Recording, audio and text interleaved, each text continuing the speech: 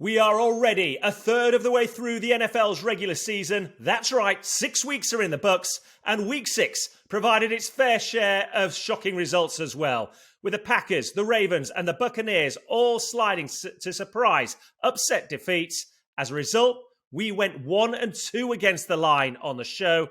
That's disappointing. We're looking to turn that around in the coming weekend of fixtures. Hello, welcome to the show. This is Graves on Gridiron. I am your host, Richard Graves, turning the page onto week 7 in the NFL. Yes, hello, welcome along to the show. A disappointing week for us against the line in week 6, 1-2 against the line. Only the New York Jets came up trumps for us against the Green Bay Packers, holding the Packers to below 24.5 points in that game. But for a Brett Maher missed field goal later on against the Eagles, as poor as the Cowboys were, we would have covered that one as well, but it was not to be.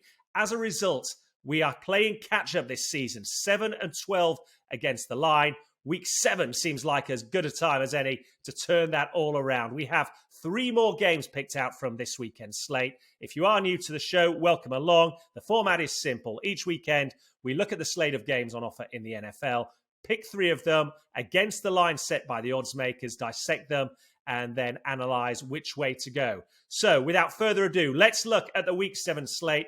And we start with the early kickoff in the televised games in the UK.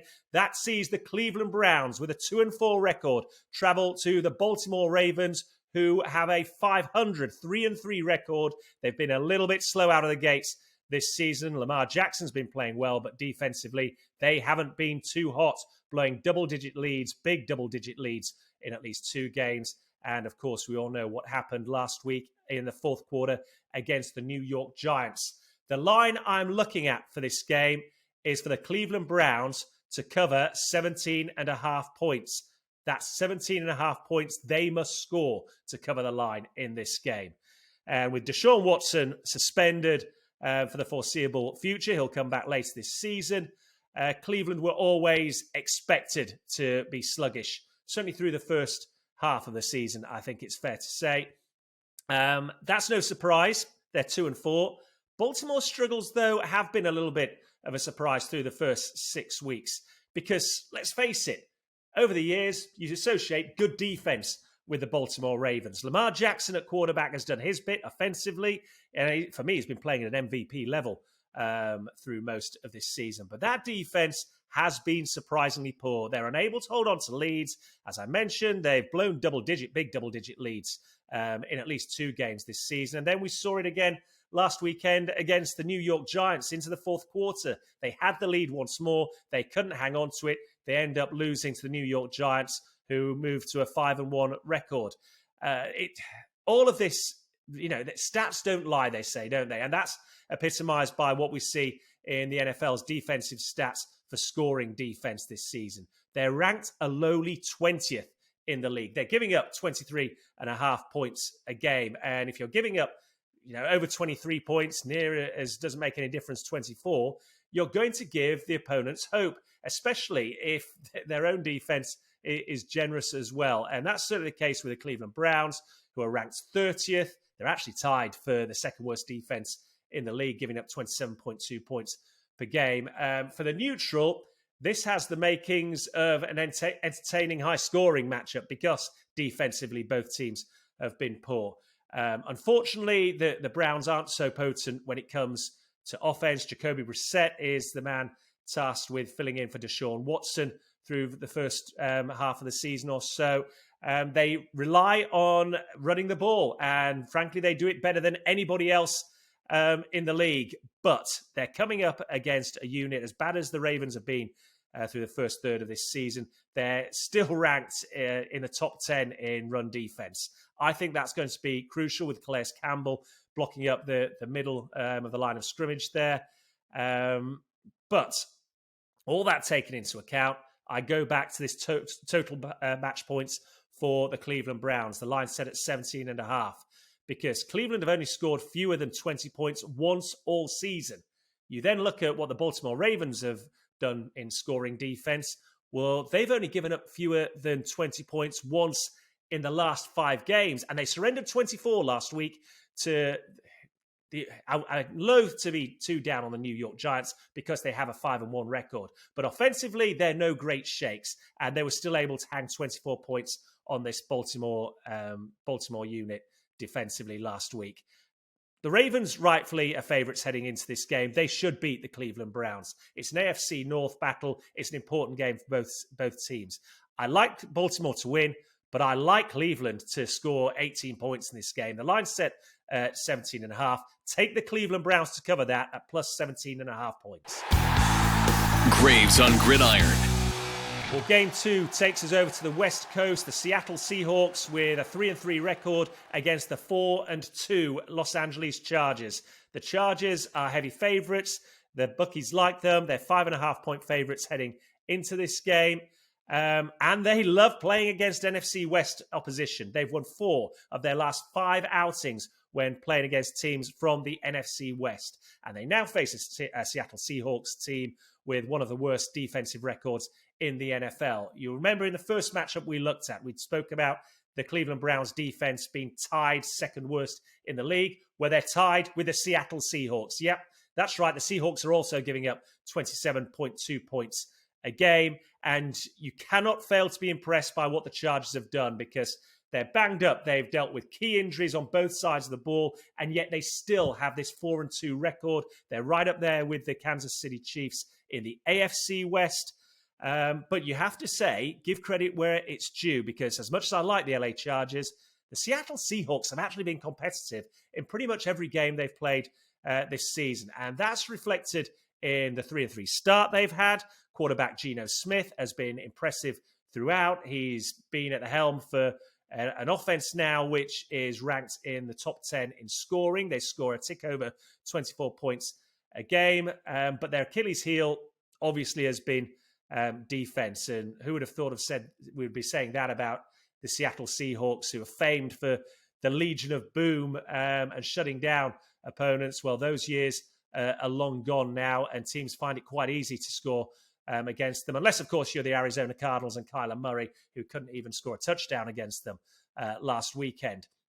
Look, expect the LA Chargers to take advantage of that side of the ball in what may well turn out to be a high-scoring, entertaining game, because the Chargers, they invested quite heavily in free agency on the defensive side of the ball, but they have had injuries there as well, and as a result, as a defensive unit, they're not quite as cohesive as they would like to be, and they're still giving up around 21 points a game this season. That said, frankly, the Chargers are the better team in this matchup. Make no mistake about it. They're rightfully the favourites heading into this game. They've got Justin Herbert at quarterback with a strong arm. He's got weapons on the outside. Austin Eckler at running backs in good form as well. A frequent visitor to the end zone through the first 6 weeks of the season. I like the Chargers, and I like them to cover this spread. Take the LA Chargers at minus 5.5. Graves on Gridiron. And the final game of 3 in this week's edition of Graves on Gridiron takes us to Sunday Night Football, the home of the Miami Dolphins with their 3-3 record. They host the Pittsburgh Steelers at 2-4, but fresh off the back of a morale-boosting win over Tom Brady and the Tampa Bay Buccaneers. The total points line set for this game is bang on 45 points.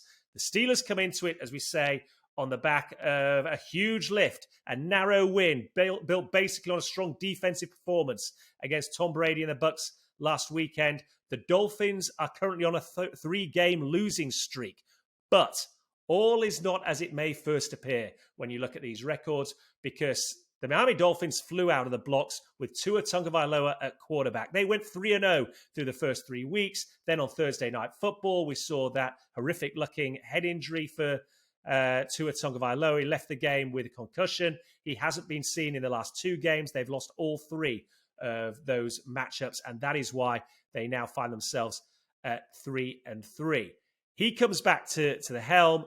They're a different looking team for my money, at least. They've got wide receiving threats in Jalen Waddle and Tyreek Hill. We've seen when Tua has cause to use them, it can be to devastating effects. Just ask the Baltimore Ravens, who were, I think, 20 points, 21 points up on them in week 2. Suddenly Tua started airing it out to Waddle and Tyreek Hill. They blew apart the Ravens defense, ended up winning it 42-38. That said, don't overlook Pittsburgh's defense. It remains the strongest unit on this team, and it's needed to be, because the post-Ben Roethlisberger era hasn't been fruitful for the Steelers.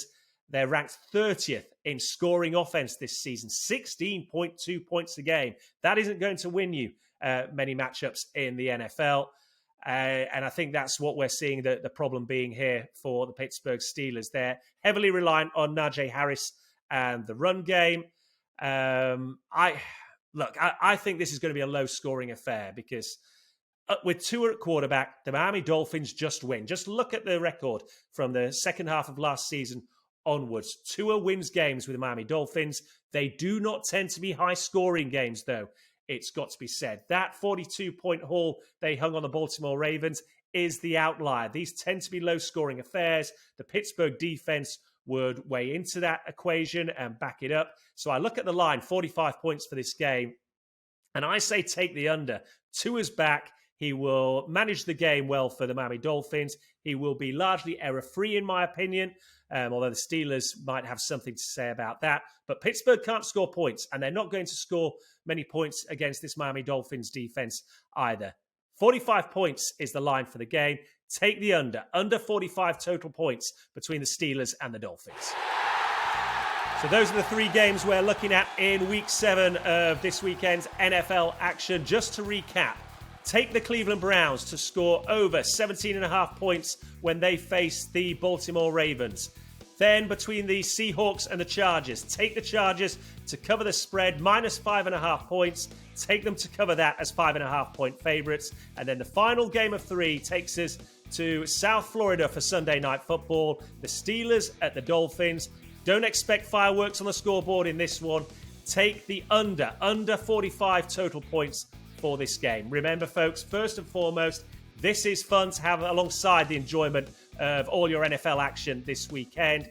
Make sure you enjoy it. And as we say every weekend, let's win them all. Let's get that record back up towards 500 and turn this form book on its head. It's been fun as always. I look forward to joining you again next week when we look at Week 8's action. But for now, enjoy Week 7 in the NFL.